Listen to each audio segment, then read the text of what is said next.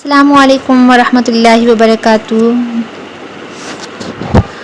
اب دوسرا مسئلہ کہ ماہ محرم میں شہدائے کربلا پر ماتم کرنے کی شرعی حیثیت کیا ہے۔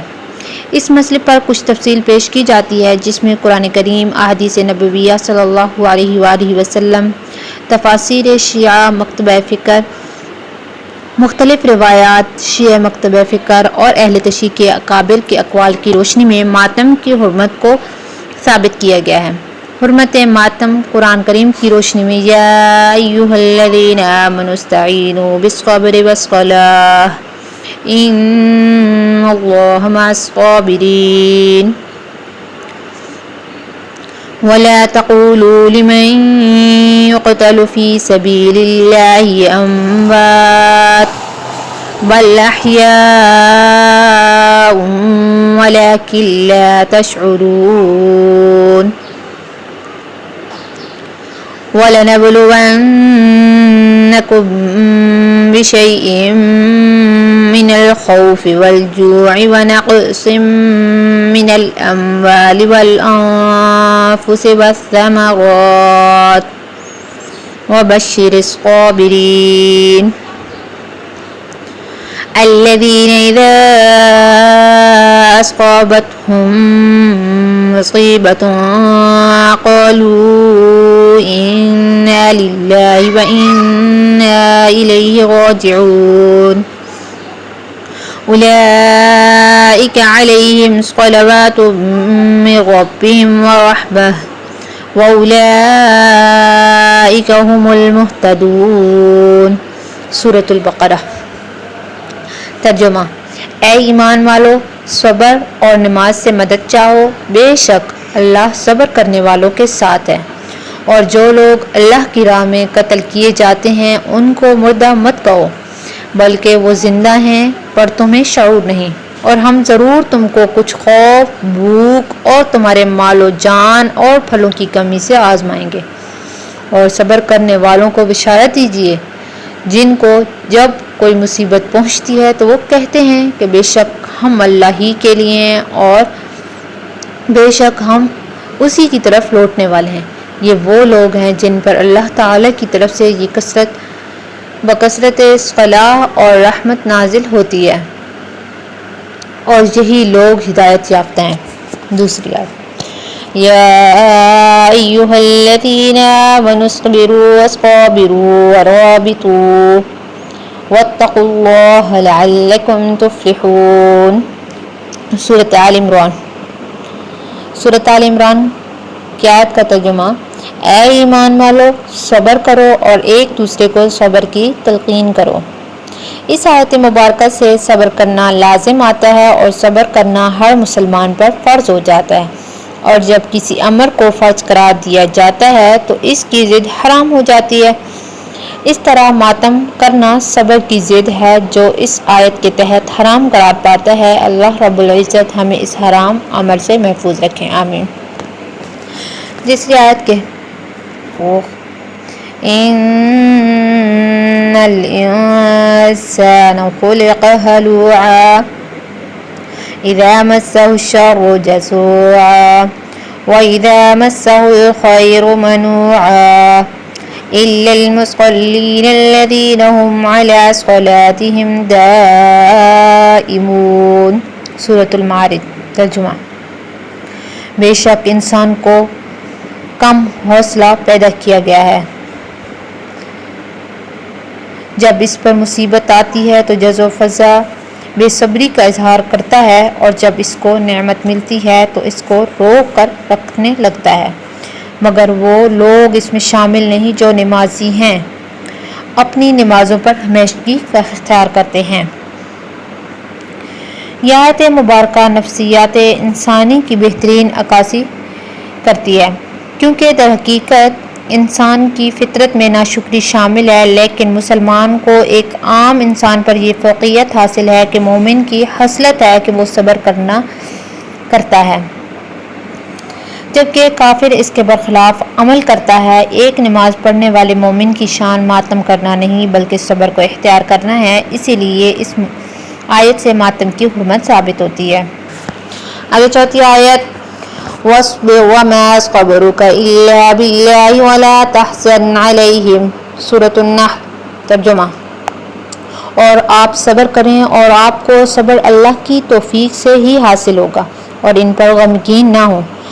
شیخ ابو جعفر محمد بن توسی جو کہ ایک بڑے شیعہ عالم ہیں اس آیت کی تفسیر میں لکھتے ہیں اس آیت سے مراد ہے آپ شہدائے احد پر غم نہ کریں کیونکہ اللہ نے انہیں بہت ثواب عطا کیا، یعنی شہداء جہاں بھی ہوں اور جو بھی ہوں ان پر ماتم غیر شرعی عمل ہے۔ التبیان فی تفسیر القرآن المؤلف ابو جعفر محمد بن الحسن الطوسی۔ شیخ فضل بن حسن طبرسی جو کہ ایک بڑے شیعہ عالم ہیں اس آیت کی تفسیر میں لکھتے ہیں اس کے معنی یہ ہیں کہ آپ جنگ احد کے شہداء پر غم نہ کریں کیونکہ اللہ نے انہیں بہت ثواب اور درجات کی طرف منتقل کر دیا ہے۔ تفسیر مجمع البیان امین الاسلام ابی علی فضل بن الحسن الطبرسی۔ حرمت ماتم اور حدیث نبویہ کی روشنی میں نمبر 1 صحیح بخاری جلد 9 میں حضرت عبداللہ بن مسعود رضی اللہ عنہ سے روایت کرتے ہیں کہ نبی علیہ الصلوۃ والسلام نے ارشاد فرمایا کہ جو شخص غمیوں اور ماتم میں اپنے رخساروں کو پیٹے اور گریبان پھاڑے اور جاہلیت کے لوگوں کی طرح گفتگو کرے تو وہ ہم میں سے نہیں۔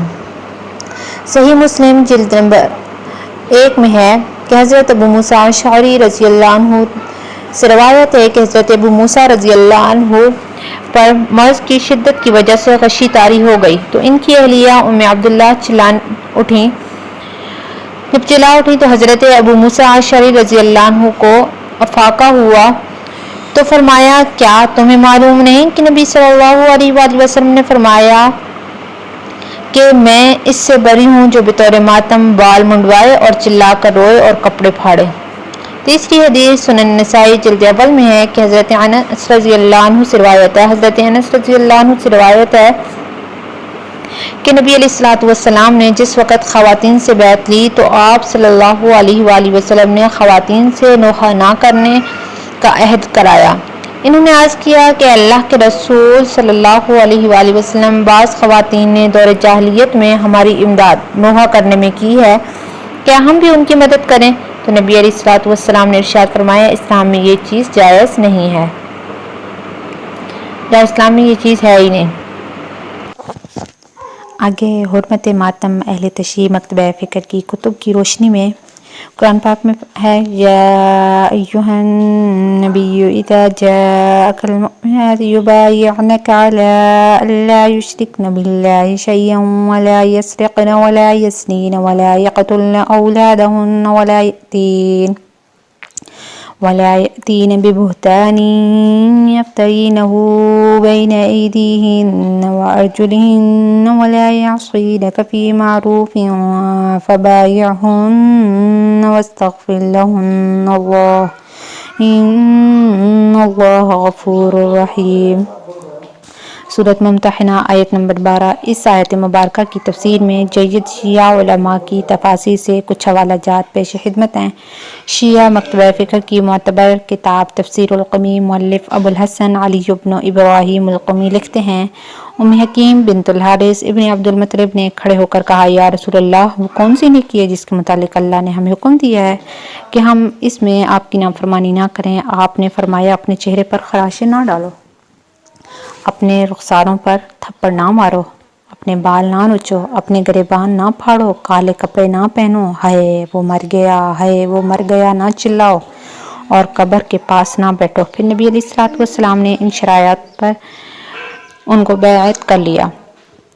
حرمت ماتم شیعہ مکتبہ فکر کی روشنی میں وقال علیہ السلام ينزل الصابر على قدر المصیبہ وما ضرب یدہ على فخذہ عند مصیبت حبط اجرہ نہج البلاغہ۔ ترجمہ حضرت علی رضی اللہ عنہ نے فرمایا صبر بقدر مصیبت نازل کیا جاتا ہے، جس شخص نے مصیبت کے وقت اپنا ہاتھ اپنے رانوں پر مارا اس کا عمل ضائع کر دیا جاتا ہے۔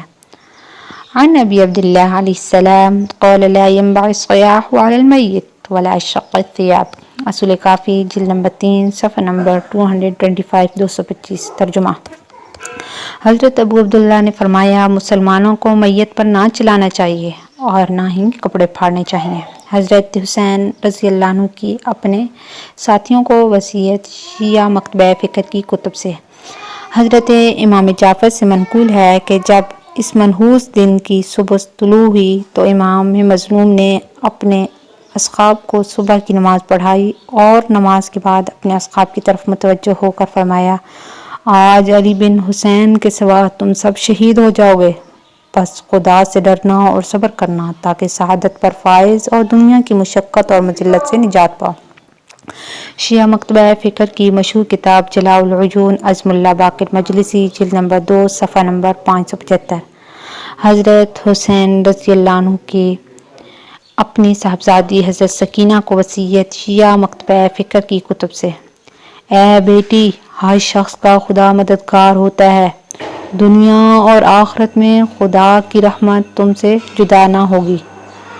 اللہ کی تقدیر پر راضی رہنا اور صبر کو اختیار کرنا، عنقریب دنیا فانی ختم ہو جائے گی اور آخرت کی ابدی نعمتوں کو زوال نہیں ہوگا۔ جلاء العیون عزم اللہ باقر مجلسی جلد نمبر 2 صفحہ نمبر 575۔ حضرت حسین کی اپنے اہل بیت کو آخری وصیت شیعہ مکتبہ فکر کی کتب سے۔ جان لو کہ اللہ تمہارا حامی اور حافظ ہے، وہ تم کو دشمنوں کی شر سے نجات دے گا اور تمہاری آخرت اچھی کرے گا اور تمہارے دشمنوں کو مختلف بلاؤں میں مبتلا کرے گا اور تم مصیبت اور بلاؤں کے عوض آخرت میں عزت سے نوازے گا۔ خبردار، صبر کا دامن نہ چھوڑنا اور بے صبری کے کلام زبان پر نہ لانا، اس سے تمہارے اجر و ثواب میں کمی ہوگی۔ جلاء العیون عزم اللہ باقر مجلسی جلد نمبر 2 صفحہ نمبر 576۔ یعنی ماتم کرنا جائز نہیں ہے، یہ حوالہ جات میں بتا دیا گیا ہے۔ السلام علیکم ورحمۃ اللہ وبرکاتہ۔